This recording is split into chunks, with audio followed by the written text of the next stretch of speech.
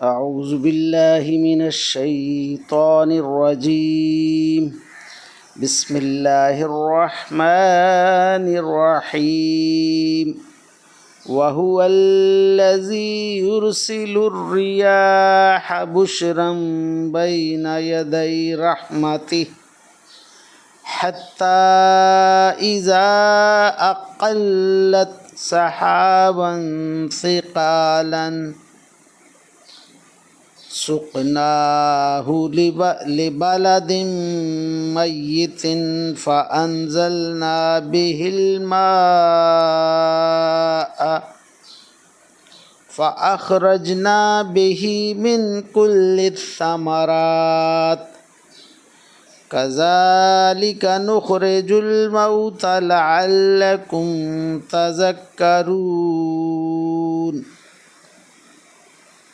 والبلد الطيب يخرج نباته بإذن ربه والذي خبث لا يخرج إلا نكدا كذلك نصرف الآيات لقوم يشكرون. آمنت بالله صدق الله مولانا العظيم وصدق رسوله النبي الكريم ونحن على ذلك من الشاهدين والشاكرين والحمد لله رب العالمین. ابھی آپ کے سامنے سورہ الاعراف کی آیت نمبر 57 تا 58 کی تلاوت کی گئی.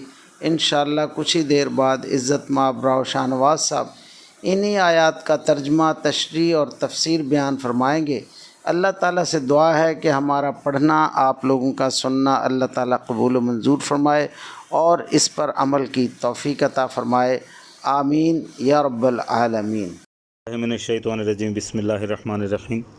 ملتان سے شاہ نواز تمام دوستوں کو السلام علیکم ورحمۃ اللہ وبرکاتہ. دوستان گرامی، آپ کے سامنے سورہ اعراف کی آیت نمبر 57 اور 58 کی تلاوت کی گئی. اب انہی آیات کریمہ کی آسان تشریح ترجمہ مفتی تقی عثمانی کا لکھا ہوا اور تفسیر ابن کثیر سے حاضر خدمت ہے. اللہ تعالیٰ قرآن پاک میں ارشاد فرما رہا ہے، اور وہی اللہ ہے جو اپنی رحمت یعنی بارش کے آگے آگے ہوائیں بھیجتا ہے، جو بارش کی خوشخبری دیتی ہیں، یہاں تک کہ جب وہ بوجھل بادلوں کو اٹھا لیتی ہیں تو ہم انہیں کسی مردہ زمین کی طرف بھگا لے جاتے ہیں، پھر وہاں پانی برساتے ہیں اور اس کے ذریعے ہر قسم کے پھل نکلتے ہیں. اللہ اکبر. اس طرح ہم مردوں کو بھی زندہ کر کے نکالیں گے. اللہ اکبر. شاید ان باتوں پر غور کر کے تم سبق حاصل کر لو. اللہ اکبر. اللہ اکبر.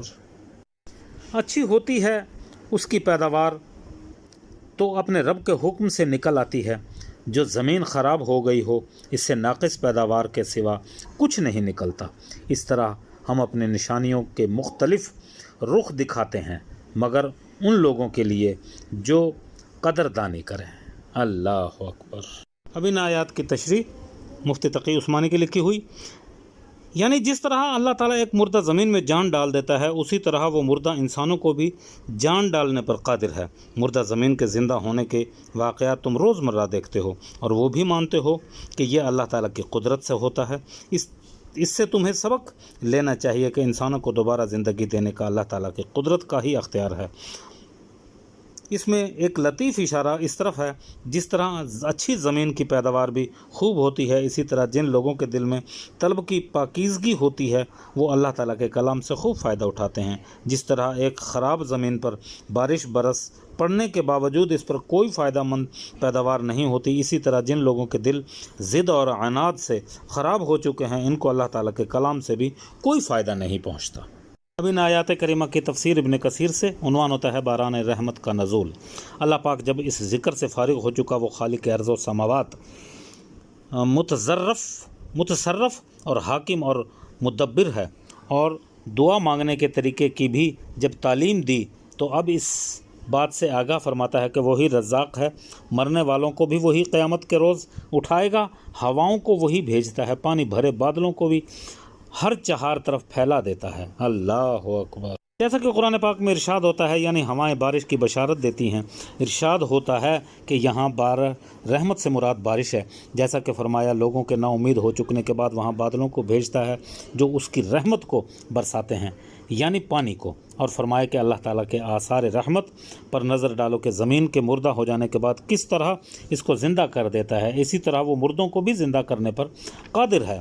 اور اسی طرح قرآن پاک میں ارشاد ہوتا ہے، یعنی ہوائیں بوجھل بادلوں کو اٹھائے ہوتی ہیں، کیونکہ ان میں وزن دار پانی ہوتا ہے جو زمین سے قریب تر ہوتی ہیں۔ اللہ اکبر۔ پھر ارشاد ہوتا ہے کہ مردہ اور قحط زدہ زمین کو سیراب کرتے ہیں۔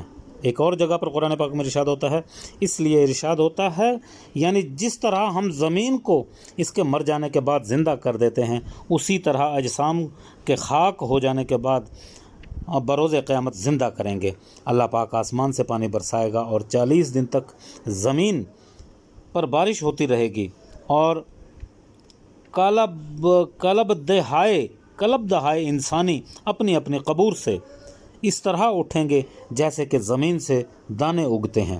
اسی مضمون کو آیات قرآن میں کثرت سے فرمایا ہے۔ اللہ تعالیٰ نے قیامت کے روز کو بطور مثال کا ذکر فرمایا ہے، اور غرض کے شاید تم نصیحت اور عبرت حاصل کرو۔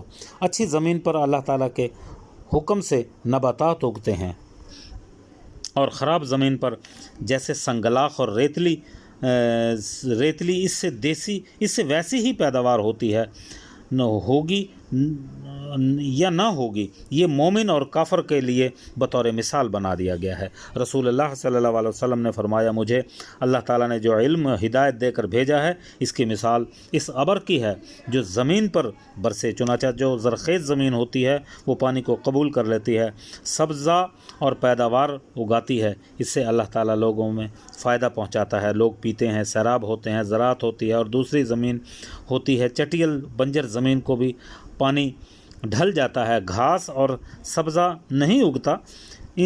یہ ان دونوں قسم کے لوگوں کی مثالیں ہیں۔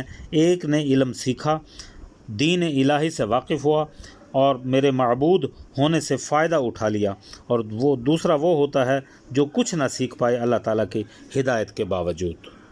آخر دعوانا الحمدللہ رب العالمین۔ اب ان آیات کریمہ کی تفسیر بیان کی گئی۔ میرے مالک الملک ہمارے اس پڑھے ہوئے کو قبول فرما اپنی بارگاہ میں، اور ہمارے لیے میرے مولا کا ذریعہ نجات بنا دے، سننے والوں کے لیے ذریعہ نجات بنا دے۔ آخر دعوانا ان الحمدللہ رب العالمین۔ آمین یا رب العالمین۔